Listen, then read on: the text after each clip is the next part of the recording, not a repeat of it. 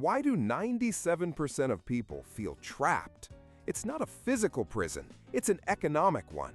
And millions of us are locked inside, holding the key in our own hands without even realizing it.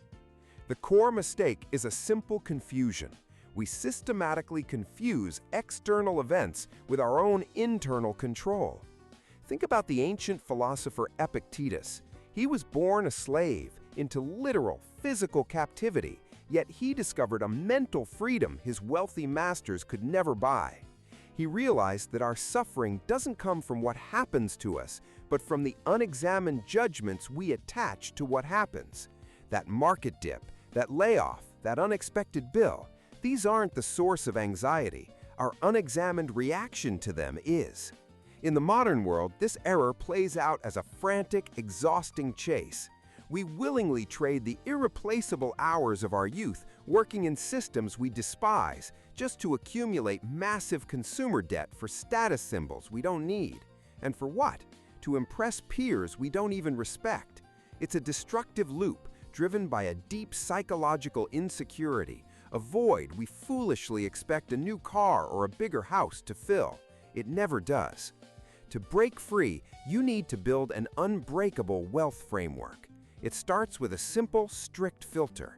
Divide every single part of your economic life into two buckets: factors you control and factors you do not.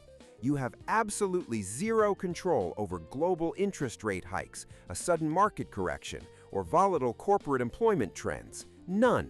But you have total control over your consumption choices, your personal savings rate, and the execution of your own asset pipeline. When you completely withdraw your emotional energy from the macroeconomic noise and focus it entirely on optimizing your internal production engine, the entire game changes. Your financial strategy shifts from a state of constant defensive panic to one of aggressive long-term manufacturing. You stop seeing money as a variable of luck and start treating it as an objective, structural game of mathematical discipline. Your personal accounting becomes an automated compound engine where every excess resource is immediately directed to feed your own infrastructure. This disciplined approach neutralizes the emotional hysteria that paralyzes the average person during a downturn. While the crowd runs in terror, liquidating their positions at the absolute bottom of a market, the stoic observer stands completely detached. They evaluate the landscape with total clarity because they understand what's really happening. A market crash is simply an aggressive transfer mechanism. It strips capital away from the emotional participants and reallocates it directly into the hands of the disciplined structural operators. You must consciously design your model for living so that it remains immune to the emotional opinions of the crowd. Operate your platform as a silent asset factory that processes value predictably around the clock.